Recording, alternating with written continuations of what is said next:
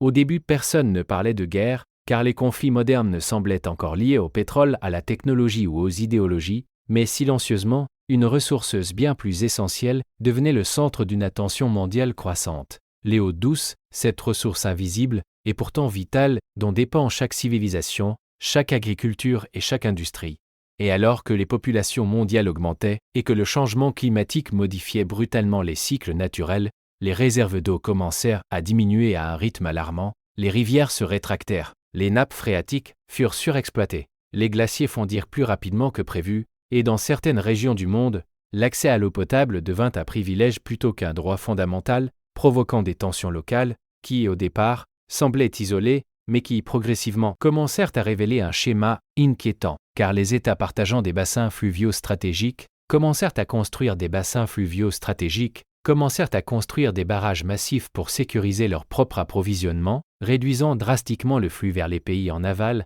déclenchant des accusations diplomatiques, des menaces économiques et des mobilisations militaires près des frontières hydriques. Et tandis que les grandes puissances observaient ces développements, certaines entreprises multinationales commencèrent à investir massivement dans les infrastructures de traitement et de distribution d'eau, privatisant des ressources critiques et transformant l'eau en marchandise stratégique, ce qui amplifia la colère populaire dans des régions déjà fragilisées par la sécheresse, et dans ce climat de tension croissante, des manifestations éclatèrent dans plusieurs pays frappés par des pénuries prolongées, réclamant un accès équitable à l'eau potable. Mais lorsque des affrontements violents éclatèrent entre forces de sécurité et civils près d'un barrage majeur, causant des pertes humaines, les événements marquent un tournant psychologique, car pour la première fois, le monde comprit que l'eau pouvait devenir la cause directe d'un conflit international, et tandis que les médias commencèrent à parler d'une guerre de l'eau, les gouvernements renforcèrent la protection militaire autour des infrastructures hydrauliques stratégiques, déployant soldats, drones et systèmes de surveillance autour des réservoirs,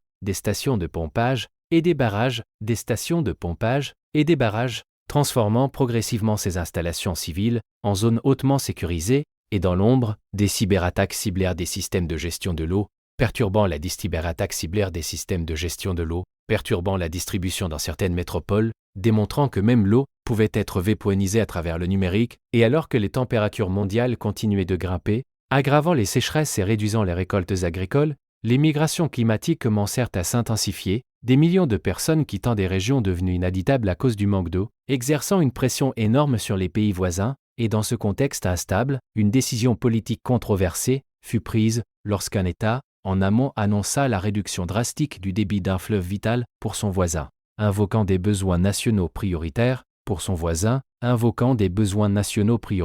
déclenchant immédiatement une mobilisation militaire partielle et une condamnation internationale. Et c'est à cet instant précis que l'étincelle fut allumée, non pas par une bombe ou un missile, mais par la fermeture progressive d'une vanne gigantesque, symbole d'une vanne monde, où l'eau, source de vie, devenait désormais un instrument de pouvoir, et ainsi, ce qui n'était au départ qu'une crise environnementale se transforma en une confrontation géopolitique mondiale, annonçant le début de la Troisième Guerre mondiale, la guerre de l'eau. Lorsque la première vanne fut fermée et que le débit du fleuve diminua brutalement en aval, la réaction ne tarda pas, car pour le pays dépendant de ces eaux, cette décision n'était pas seulement une mesure administrative ou environnementale, mais un acte d'agression directe menaçant la survie de millions de citoyens, et en quelques jours à peine, les tensions diplomatiques laissèrent place à des mobilisations militaires visibles. Des convois blindés furent déployés près des frontières fluviales, des drones commencèrent à survoler les installations hydrauliques stratégiques, et des unités spéciales furent positionnées pour protéger ou, si nécessaire, reprendre le contrôle des infrastructures critiques, transformant des barrages civils en véritables forteresses surveillées jour et nuit, et tandis que les négociations internationales tentaient encore d'éviter l'escalade, un incident éclata lorsqu'un drone non identifié fut abattu au-dessus d'un réservoir majeur, déclenchant des accusations immédiates et une riposte limitée sous forme de frappes ciblées contre des postes militaires proches des installations hydriques, marquant ainsi le premier échange de feu officiel de cette guerre de l'eau, et dans les heures qui suivirent, la panique se répandit parmi les populations riveraines, car les autorités avertirent que toute attaque sur un barrage pourrait provoquer une inondation catastrophique ou une rupture totale d'approvisionnement en eau potable, créant une double menace, destruction par excès d'eau ou mort lente par pénurie, et sur le terrain, des commandos tentèrent des opérations nocturnes pour infiltrer des centres de contrôle automatisés, cherchant à rouvrir les vannes ou à perturber les systèmes de régulation, mais la militarisation rapide des sites rendait chaque tentative extrêmement risquée, augmentant la probabilité d'erreur de Sir Nick 3 rend irréversible, et parallèlement aux affrontements physiques, une guerre numérique intense éclata, des hackers ciblant les systèmes de gestion des barrages, modifiant temporairement les niveaux de pression et provoquant des coupures d'eau soudaines dans plusieurs villes, démontrant que la bataille ne se jouait pas uniquement avec des armes conventionnelles, mais aussi à travers des lignes de code invisibles capables d'affecter des millions de vies en quelques secondes, et tandis que les forces armées s'affrontaient sporadiquement autour des principaux bassins fluviaux, d'autres régions du monde commencèrent à ressentir les effets indirects du conflit. Car les marchés agricoles chutèrent brutalement, les exportations de céréales diminuèrent en raison de l'irrigation insuffisante, et les prix alimentaires explosèrent à l'échelle mondiale, provoquant des manifestations dans des pays pourtant éloignés du théâtre principal des opérations, révélant que la guerre de l'eau avait déjà dépassé ses frontières géographiques pour devenir un problème systémique mondial. Et au cœur de cette escalade, des opérations se frontières géographiques pour devenir un problème systémique mondial. Un événement dramatique se produisit lorsqu'une explosion endommagea partiellement un barrage stratégique, provoquant une montée soudaine des eaux en aval et forçant l'évacuation, d'urgence, de centaines de milliers de civils, et bien que la structure principale résista, l'incident montra à quel point l'équilibre était fragile, car une seule frappe mal calculée aurait pu déclencher une catastrophe humanitaire massive. Et face à cette réalité terrifiante, les dirigeants du monde réalisèrent que chaque barrage, chaque station de pompage,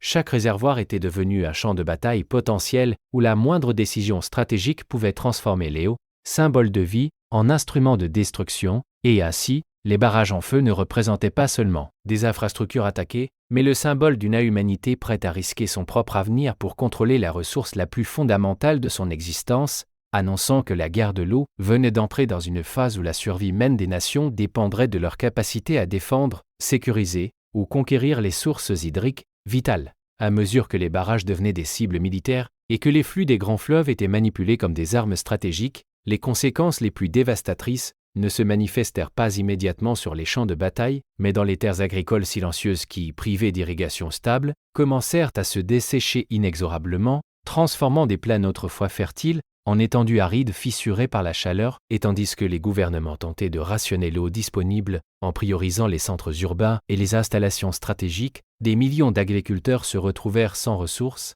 incapables d'arroser leurs cultures ou d'abreuver leur bétail, provoquant une chute dramatique de la production alimentaire mondiale, et en quelques mois seulement les marchés internationaux virent les prix des céréales, du riz et du maïs exploser à des niveaux historiques,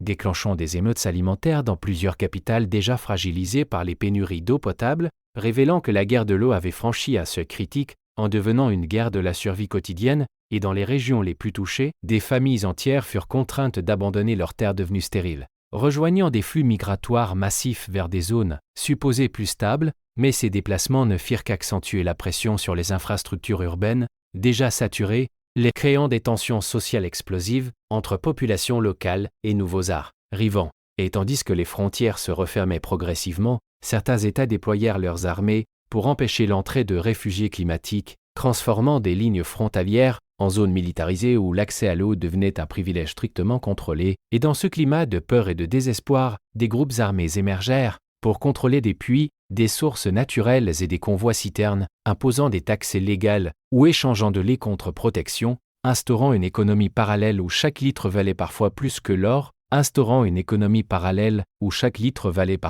que l'or, une économie parallèle. Et au niveau international, l'effondrement agricole provoqua une réaction en chaîne, des pays exportateurs suspendirent leurs ventes pour protéger leur propre pollution, aggravant les pénuries ailleurs, et les alliances économiques commencèrent à se fracturer sous la pression des besoins nationaux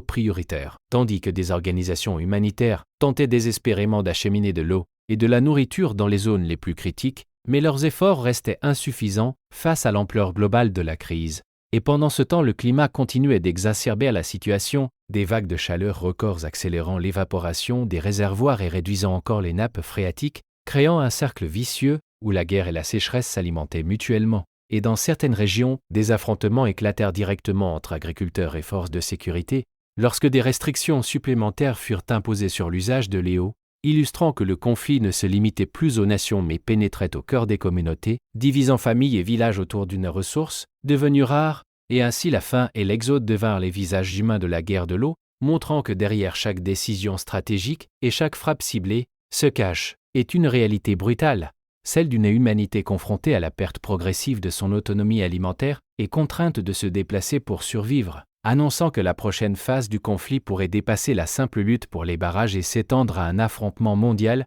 pour le contrôle des terres encore fertiles et des dernières réserves hydriques viables. À mesure que la famine se propageait et que des millions de réfugiés climatiques traversaient les frontières dans un désespoir silencieux, les grandes puissances comprirent que le conflit ne pouvait plus être contenu à des frappes limitées autour des barrages, car la stabilité mondiale elle-même était désormais menacée,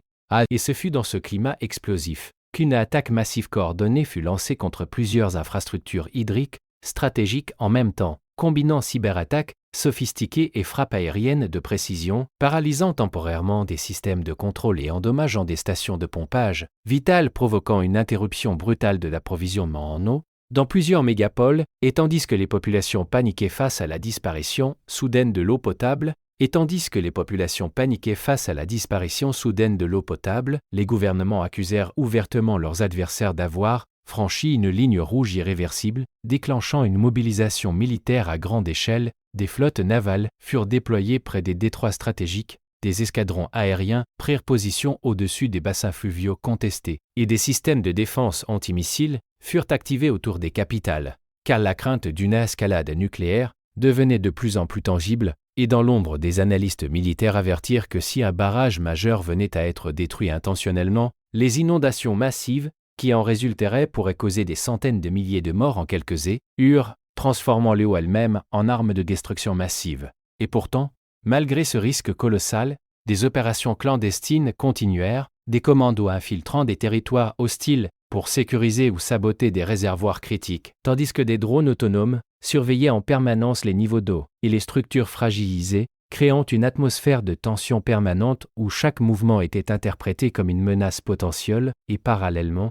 la guerre numérique atteignit un niveau inédit lorsque des hackers prirent brièvement le contrôle d'un système de régulation majeur, ouvrant partiellement des vannes avant que les équipes techniques ne reprennent le contrôle, démontrant que le monde était à une simple ligne de côte d'une catastrophe irréversible, et dans ce climat d'instabilité extrême, un incident dramatique se produisit lorsqu'une frappe mal calibrée endommagea gravement un barrage secondaire, provoquant une inondation soudaine en aval et l'évacuation précipitée de centaines de milliers de civils, événement qui choqua l'opinion mondiale et força plusieurs nations à convoquer une réunion d'urgence pour éviter l'anéantissement total. Mais malgré les appels à la désescalade, la méfiance restait profonde, chacun craignant qu'un retrait ne soit perçu comme une faiblesse stratégique,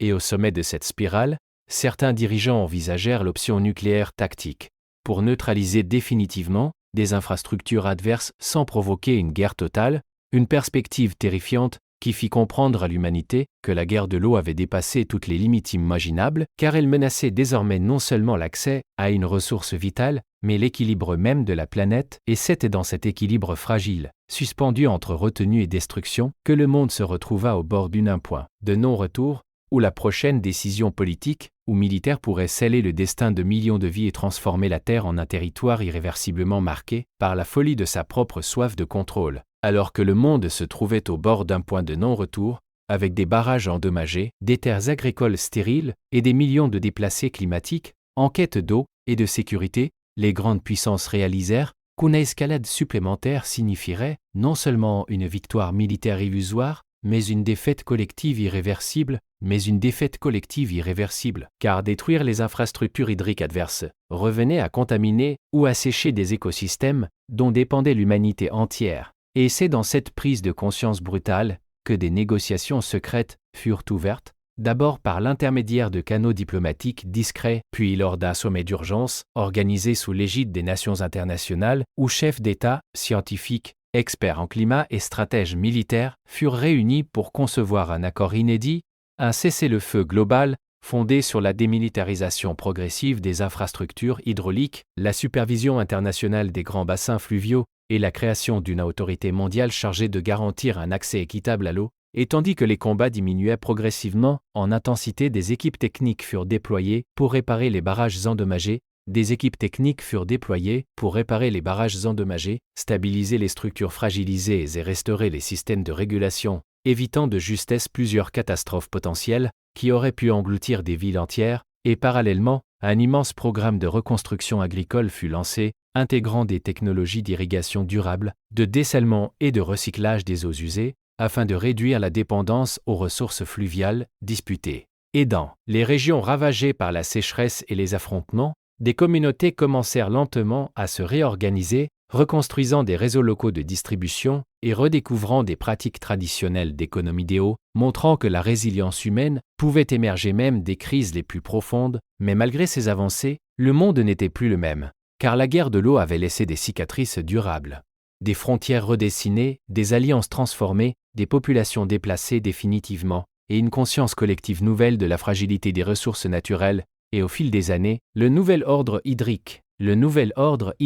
prit forme, imposant des quotas de consommation, des mécanismes de surveillance partagés et des sanctions internationales pour toute tentative de militarisation future des ressources en eau, établissant ainsi un système imparfait mais nécessaire pour prévenir un retour au chaos, et si certains observateurs voyaient dans cet accord une victoire de la coopération sur la destruction, Durkheim rappelait que la paix restait conditionnelle, dépendante de la volonté politique et de la stabilité climatique mondiale, car la menace d'une nouvelle crise demeurait toujours présente dans un monde où le changement environnemental continuait d'exercer une pression constante, et pourtant, au cœur de cette transformation globale, une leçon s'imposa avec clarté. L'eau, source de vie et symbole universel de continuité, ne pouvait plus être traitée comme une simple ressource stratégique, mais comme un patrimoine commun dont la protection exigeait solidarité, responsabilité et vision à long terme, et ainsi, la Troisième Guerre mondiale ne fut pas déclenchée par des bombes atomiques, ni conclue par une capitation spectaculaire, mais par la prise de conscience que l'humanité ne pouvait survivre qu'en partageant équitablement ce qui la maintenait en vie, laissant derrière elle un monde profondément transformé, plus prudent, plus conscient, et peut-être enfin plus uni face à la fragilité de sa propre existence.